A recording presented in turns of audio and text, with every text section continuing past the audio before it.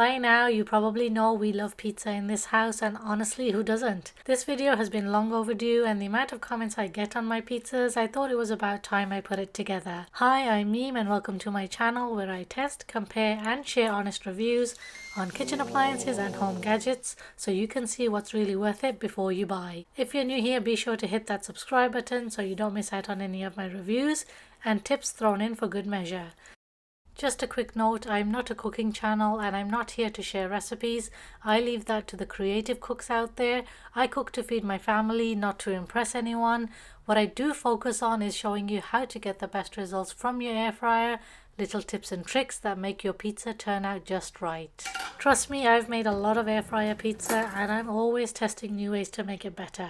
I've tried all sorts of bases and I'm sharing my best tips to get that crispy bottom and melted cheese instead of a soggy base and burnt top. So let's get into it.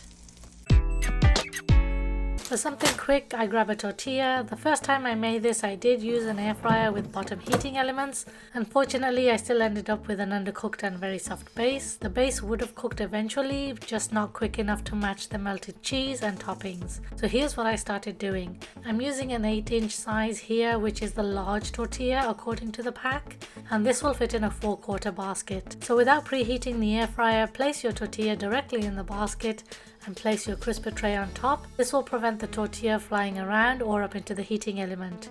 I'm using the Philips air fryer here, and while it doesn't have an air fryer preset function, I will set the temperature manually.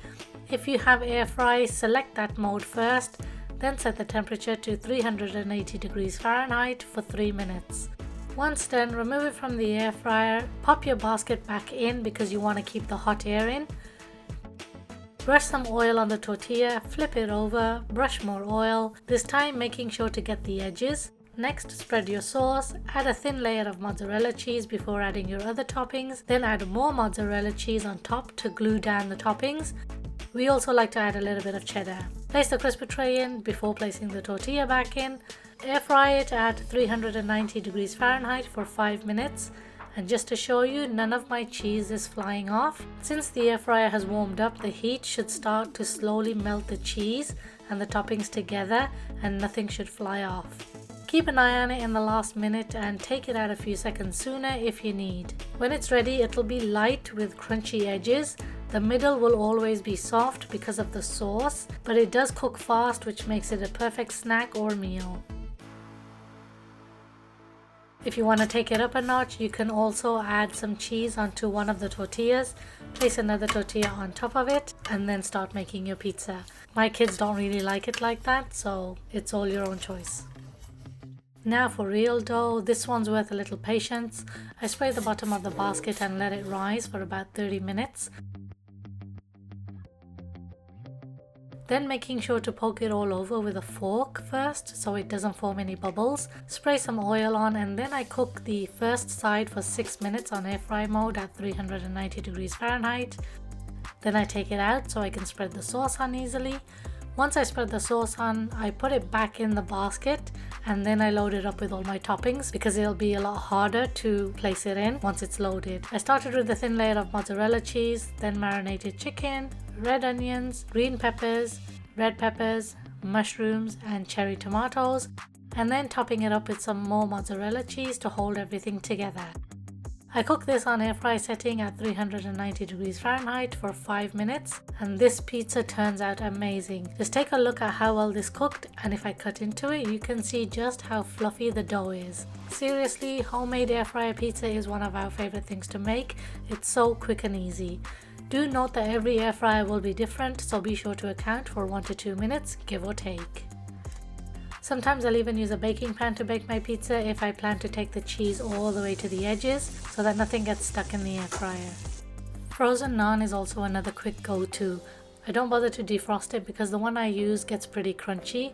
Instead, I brush oil on one side, flip it over and add my toppings, then cook this on a lower setting of 360 degrees Fahrenheit for 6 minutes. so it has time to cook all the way through without overcooking the cheese. Hopefully your air fryer isn't too powerful at this temperature, so the cheese shouldn't fly off, but if you find it does, then heat up the air fryer empty for about 3 minutes before you place it in. That will help to heat up the cheese and glue it down. Once done, take it out and take a look at that. It has that chewy yet slightly crisp texture. This is a great shortcut when I want something that tastes homemade, but I haven't had the time to make my own fresh dough.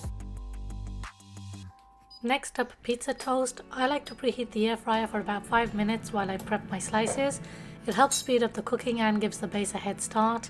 Here I'm using 1 slice of white bread and 1 slice of sourdough. I'll add my toppings, and once the basket is hot, I'll spray a little oil to help the base crisp up instead of brushing oil on the slices. Bread can dry out if the heat is too high while the cheese melts and browns, so I start at 350 degrees Fahrenheit for 5 minutes to let the cheese melt and the base warm through, then finish at 400 degrees Fahrenheit for 2 minutes to get it perfectly crispy.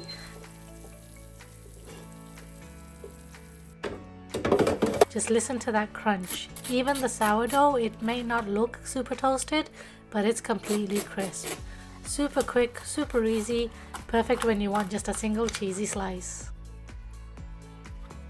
I'll be honest, I never thought pizza bagels could be that good because they're usually so chewy, but if you do them right, they turn out amazing and my kids absolutely love them.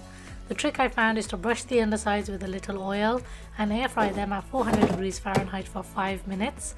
This will also be our preheat stage, so we're doing 2 steps in one. Then remove them, add your toppings and cook for another 4 minutes at 400 degrees Fahrenheit.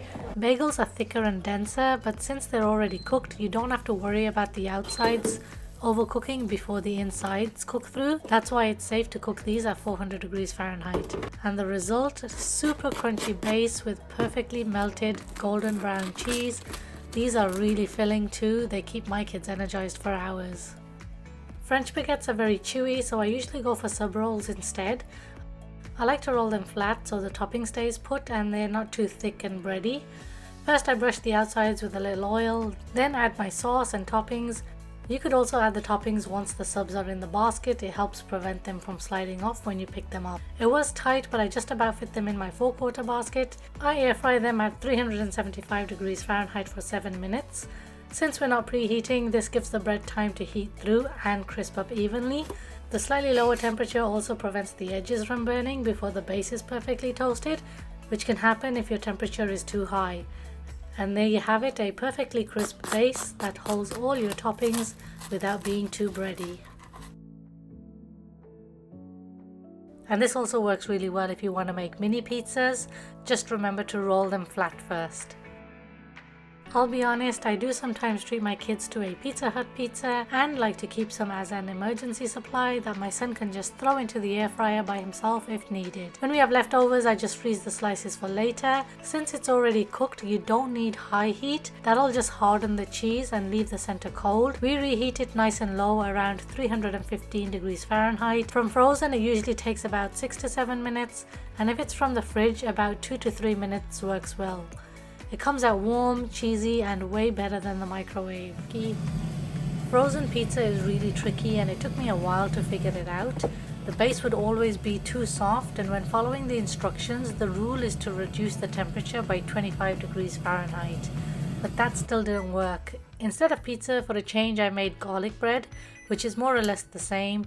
So what I do is preheat the air fryer at 400 degrees Fahrenheit for 4 to 5 minutes. In the meantime, brush oil on the base, then place it in the air fryer cheese side up and cook it nice and slow. That gives it time to cook and crisp the base without overcooking the cheese. I set it on air fry mode at 340 degrees Fahrenheit for 14 minutes, but every air fryer is different. When I checked on it after 9 minutes, it was ready to come out, otherwise the cheese would have gone too dark. I did get a crispy base, however the center was still a little soft. In fact, I think going as low as 315 or 325 degrees Fahrenheit would be better. For store-bought bases, even though it's already pre-baked, the bottom doesn't crisp up, so you need to brush oil and cook the base first, which I do on air fry at 390 degrees Fahrenheit for 5 minutes. Then flip it over and add my toppings before cooking it on air fry mode at 390 degrees Fahrenheit for 5 more minutes. And the result is a crispy base with a beautiful golden brown top. This is a thin crust base. For thick cut you may need to add 1 to 2 minutes extra, but remember the base is already cooked, so we're looking to crisp up the outside, so it shouldn't be too much different from a thin crust. And finally, I'm going to cheat a little here, but honestly I've never tried making pizza with Pillsbury dough and likely never will, but I'll still include it as an option. I would rather use all of the other methods and avoid this one because it contains a lot of processed ingredients. If anyone has tried this, then feel free to let us know in the comments how it turns out. So there you go, all the ways I've made air fryer pizza, what works for me and how we like it. Like I said earlier, I am not a cooking channel. If you found another base that works well, let me know in the comments, or if you have a better way to make any of the ones I've shown, please feel free to share it. If anyone wants my pizza dough, which I had to share after getting so many requests for it, I will leave a link to a pizza video. Ironically, it's not made in an air fryer. Alright guys, if you found my video useful, please leave a like and give it a hype in the first 7 days of its release. Drop me a comment if you have any questions, and if you are new here, please consider subscribing, and I hope to catch you all in my next video.